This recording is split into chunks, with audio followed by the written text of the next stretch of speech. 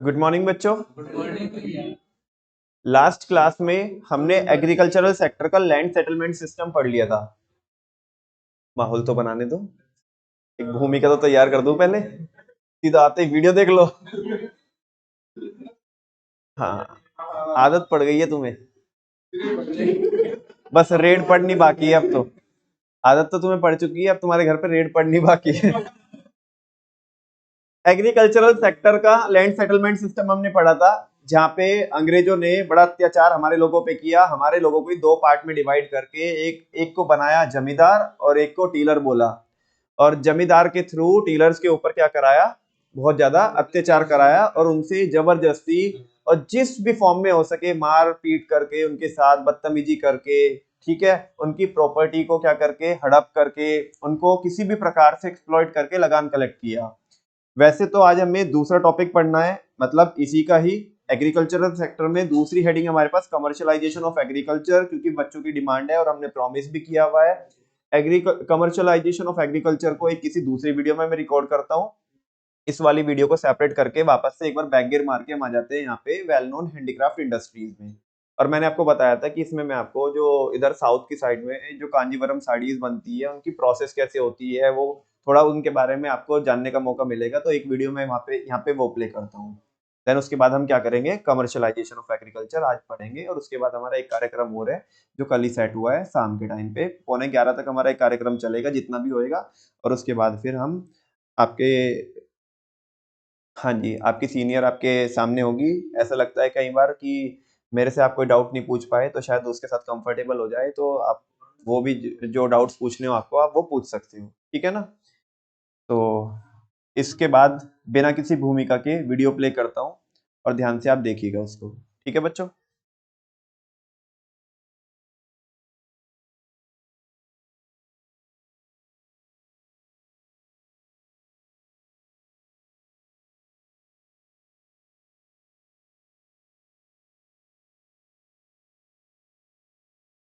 हम जिस शहर में हैं वो बहुत आलीशान टाइप की साड़ियों के लिए, रेशम की साड़ियों के लिए मशहूर है। हम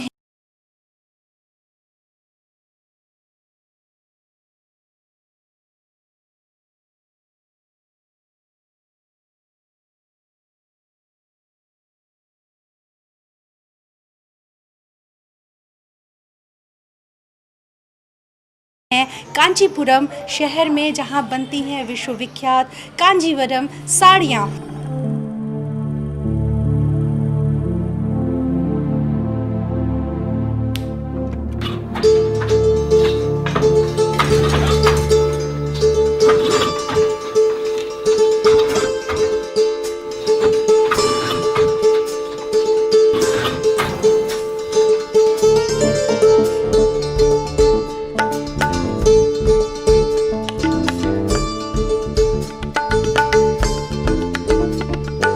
एक साड़ी हमने फाइनल प्रोडक्ट जो देखा, उसकी जर्नी शुरू कहाँ से होती है, रेशम कहाँ से आता है। रेशम हमको ये पूरा बेंगलुरु से आ सकता है। पैदावार इसकी तमिलनाडु के कुछ ठंडे इलाकों में होती है और ये प्रोसेस होने के लिए बेंगलुरु जा जाता रहा है। फिर बेंगलुरु से इधर आ रहा है। ये रंगाई से पहले, जब रंगरेज के पास पहुंचता है, उसके पहले जो रॉ सिल्क होता है, ये रॉ सिल्क है। क्या रेट होता है उसका, कुछ बता पाएंगे? साड़ी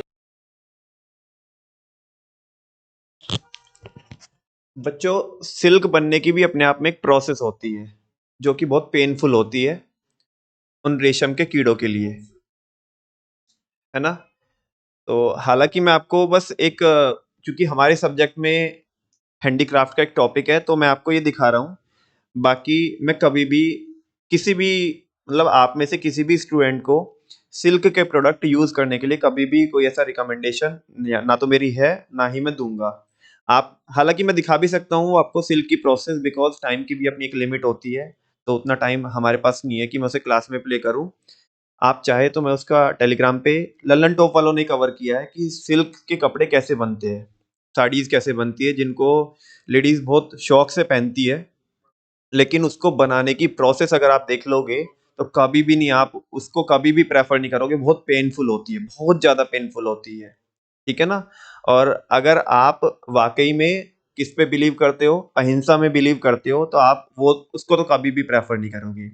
सेम एज जैसे लेदर के लिए भी मेरे को ऐसा लगता है कि लेदर से बहुत ज्यादा पेनफुल होती है वो प्रोसेस, कि ठीक है चलो लेदर में तो कहीं एक बार ये होता है, हालांकि मेरी लेदर के लिए भी कोई रिकमेंडेशन नहीं है। लेदर में ये रहता है कि जो एनिमल्स मर जाते हैं, है ना, तो उसकी उनकी स्किन को उनसे अलग किया जाता है, डिटैच किया जाता है, लेकिन उनमें तो खोलते खोलते पानी में, है ना, आप जिंदा कीड़ों को डाल देते हैं और उससे क्या बनाते हैं, वो रेशम का धागा बनाते हैं, देन उनसे क्या बनती है, साड़ीज बनती है। तो ये जो बहुत हाथ में अभी एक दीदी वो कुछ ले रही थी, वो रेशम का ही धागा था।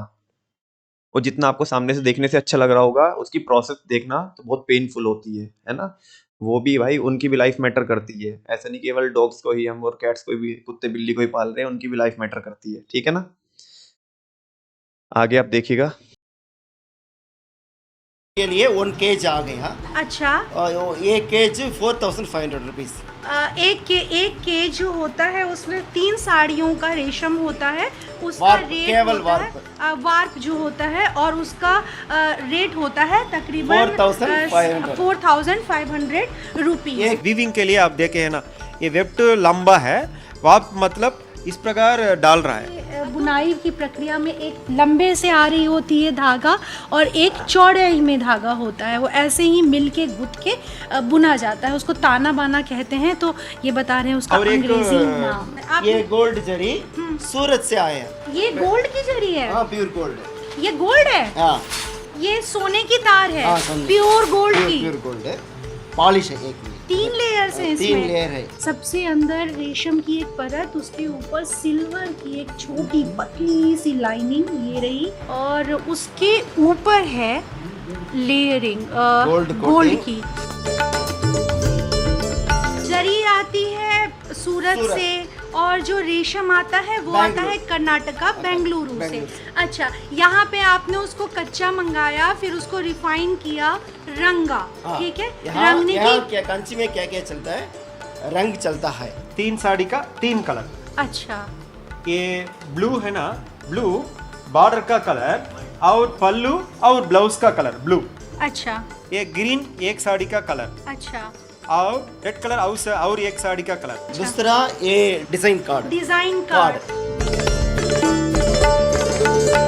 वहाँ ये असल में यही डिजाइन प्रिंट होकर जब रेशम पर आते हैं, उनको पैटर्न में क्रोनोलॉजी में सेट किया जाता है, और उसके बाद उसको यहाँ पे लगाया जाता है, और वही प्रिंट ये यहाँ पर छपता है जब ये हाथ से इसको धागों से बुनते हैं।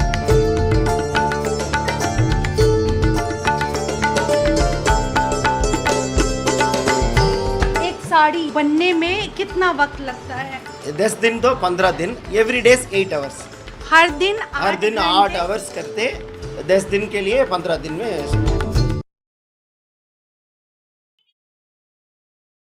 बच्चों एक साड़ी को बनने के लिए 10 से 15 दिन लगते हैं, और एक दिन में 8 घंटे उस पे काम होता है। समझ में आ रही है? यानी कि एक साड़ी को बनने में अराउंड अगर आप मिनिमम साइड पे लोगे तो 80 घंटे लगते हैं, और मैक्सिमम साइड पे लोगे तो 120 घंटे लगते हैं। ऑन एन एवरेज मैं मान लेता हूँ 100 घंटे लगते हैं एक साड़ी को बनाने के लिए, एक कांजीवरम साड़ी को बनाने के लिए।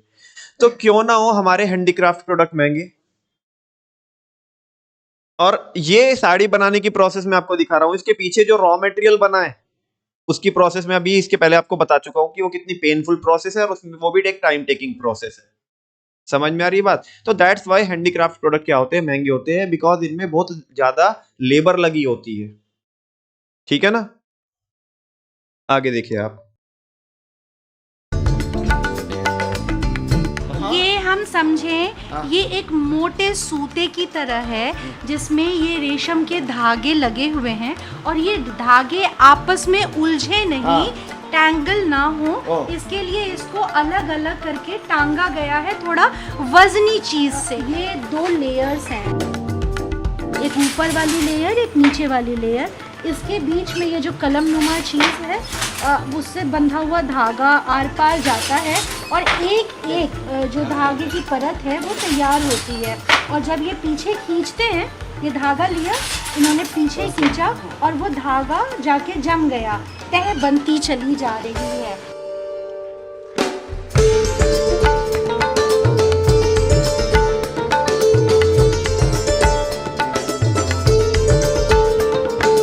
अच्छा, इस साड़ी का वजन 1.5 किलो है, 1.5 किलो है। 1.5 किलो। आप बता रहे हैं कि क्योंकि 1.5 आप किलो में 1 किलो 300 ग्राम सिल्वर गोल्ड जरी है, रीसेल वैल्यू जरी है। 1 किलो 300 ग्राम, बाकी रेशम का वजन रेशम 200 ग्राम है 200 ग्राम। कलर के लिए।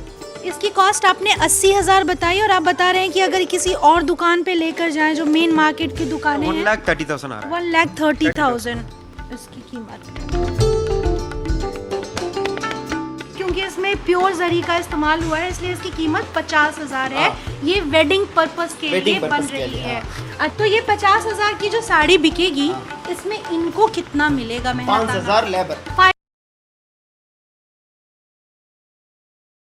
बच्चों ये साड़ी की कॉस्ट है लगभग 80,000 रुपए से लेकर के 1.25 और 1.5 लाख रुपए तक जाती है। आप साड़ी देख रहे होंगे तो थोड़ा, अगर आप देखिएगा, अगर हम उत्तर प्रदेश की बात करें तो उत्तर प्रदेश में अगर किसी आंटी को बोले ये साड़ी 1.5 लाख रुपए की है तो बोले है यही पहनूंगी मैं।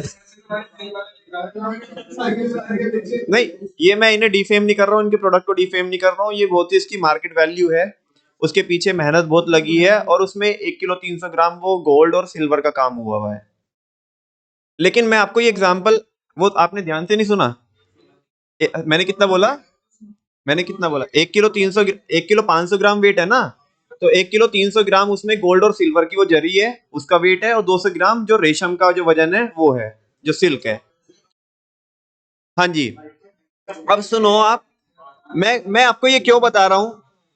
मैं आपको ये इसलिए बता रहा हूं कि वो 80,000 से लेकर के 1.5 लाख रुपए तक जाती है ना। और अगर उत्तर प्रदेश की हम बात करें तो वहां पे वो आंटी बोलेगी है मैं ये पहनूंगी शादी में, मैं तो नहीं पहनूंगी इसे, इससे अच्छा तो मैं तो कोई लहंगा लेके आऊंगी। मैं ये इसलिए बता रहा हूँ आपको बिकॉज हमारे लोगों को चमक धमक ज्यादा पसंद आती है, जो एलिगेंसी होती है वो पसंद नहीं आती। हालांकि इसका मतलब ये भी नहीं है कि मैं इनको प्रमोट कर रहा हूँ, ठीक है ना। मैं पहले बता देता हूँ, आपको डिस्क्लेमर दे देता हूँ, ठीक है ना। तो रीजन एट द एंड ये है, या आप रीजन तो मैं बता ही चुका हूं, कंक्लूजन एट द एंड ये है कि हमारा जो हैंडीक्राफ्ट सेक्टर था वो हमारे देश में कैसे बर्बाद हुआ, क्योंकि हमारे लोगों को चमक धमक पसंद थी, वो जो मशीनरी से बने हुए प्रोडक्ट थे। और बाहर वो क्यों हुआ, बाहर बर्बाद क्यों हुआ हैंडीक्राफ्ट सेक्टर? क्योंकि वो ऑलरेडी महंगा था और उस पर टैक्स भी जो ब्रिटिशर्स थे वो ज्यादा कलेक्ट करते थे, ताकि वो महंगा हो जाए और वो फॉरेन मार्केट को क्या कर दे, हमारी डिस्ट्रॉय हो जाए, वो ऐसा उनका पर्पस था। 5,000 लेबर। उनके 10 दिन की 10 दिन मेहनत का काम करते 5,000 5,000 मिलेगा।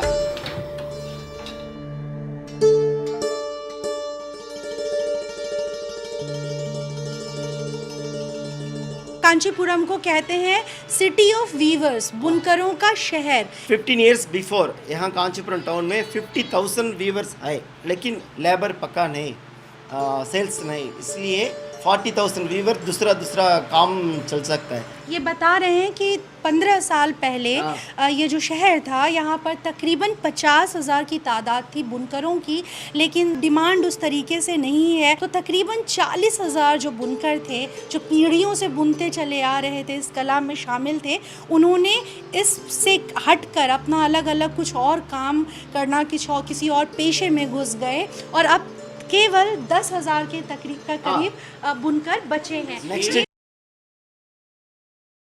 इस चीज को एक चीज से और रिलेट कीजिएगा आप, जीडीपी एंड वेलफेयर से, और उसमें एक पॉइंट पढ़ाया था मैंने आपको, जॉबलेस ग्रोथ।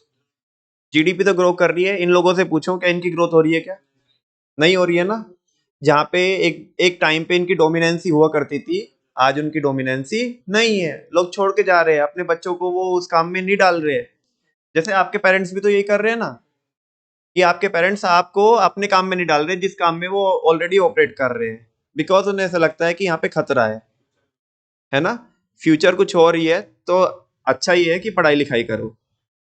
समझा क्या? जनरेशन इस काम में नहीं आया, 100 फैमिली में एक नेक्स्ट जनरेशन ये काम आ गया। एक साड़ी बनाना 10 दिन 15 दिन, लेबर 5,000 आ गया, सो टोटल फैमिली पूरा मंथ हार्ड वर्क करने के लिए एक घर के 15,000 20,000 आते ज़्यादा कष्ट है, इसलिए नेक्स्ट जनरेशन नई दीदी।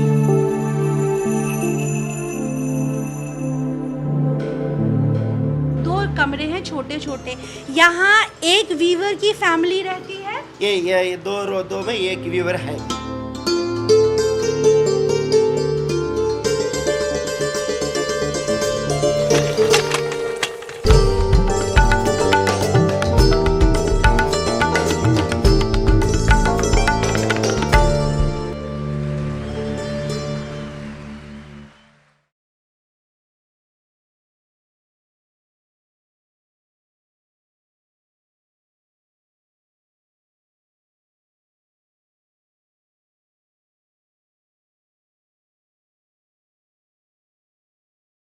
हाँ जी बच्चों, ये हैंडीक्राफ्ट सेक्टर का मैंने आपको एक एग्जांपल एक वीडियो के थ्रू दिखाया, बताया, समझाया। और थोड़ी मेरी आदत ये रहती है कि मैं भी अगर मुझे ज़्यादा चीज़ें एक्सप्लोर करनी होती है ना, तो मैं कभी भी रूरल इंडिया में जाता हूँ। अधिकतर मतलब ऐसा रहता है कि मैं महीने में मेरे 1-2 चक्कर कहीं न कहीं मैं किसी गाँव में जाता हूँ, है ना? तो वहाँ पे ना वहाँ की कुछ ख़ास बात होती है उस गाँव की। तो मेरी ये आदत है, पता नहीं शायद तुम्हें अच्छा लग सकता है। ख़ैर मैं तो उस चीज़ को एन्जॉय करता हूँ बिकॉज़ वो मेरे सब्जेक्ट से भी रिलेट कर जाती है। मेरे को 4 चीज़ें नई पता पड़ती है, जो मैं क्लास में भी आपके साथ शेयर कर सकता हूँ। तो मैं कहीं पे भी जाता हूँ तो मेरी आदत रहती है कि वहाँ की अगर कोई चीज़ फ़ेमस है ना, तो मैं उनके लोगों से जाके मिलता हूँ, उनसे पूछता हूँ कि क्या प्रोसेस है, कैसे प्रोसेस है, कैसे चीज़ें चलती है। तो देन हम क्या करते हैं बच्चों, वो चीज़ आपके साथ शेयर करते हैं और अपने सब्जेक्ट को इंटरेस्टिंग बनाते हैं। तो मैं आपसे भी ये रिक्वेस्ट करूँगा कि कभी भी आप अगर रूरल इंडिया को आप एक्सप्लोर करो, तो उन लोगों से ज़रूर मिला करो जा कर के कि वहाँ की जो चीज़ फ़ेमस है वो कैसे बनाते हैं, उसकी प्रोसेस कैसे है, तो आपको बहुत आइडिया लगेगा, है ना? चीज़ें आपको आप रिलेट कर पाओगे, है ना? ग्राउंड लेवल पे अपने सब्जेक्ट से। तो बच्चों इस वाली वीडियो में मेरा ऑब्जेक्टिव यही था आपको ये वीडियो दिखाना। बाकी नेक्स्ट वीडियो मैं चालू करूँगा जहाँ पे कमर्शियलाइज़ेशन ऑफ एग्रीकल्चर हम देखेंगे। Thank you very much. इसमें इतना ही बताना था आज।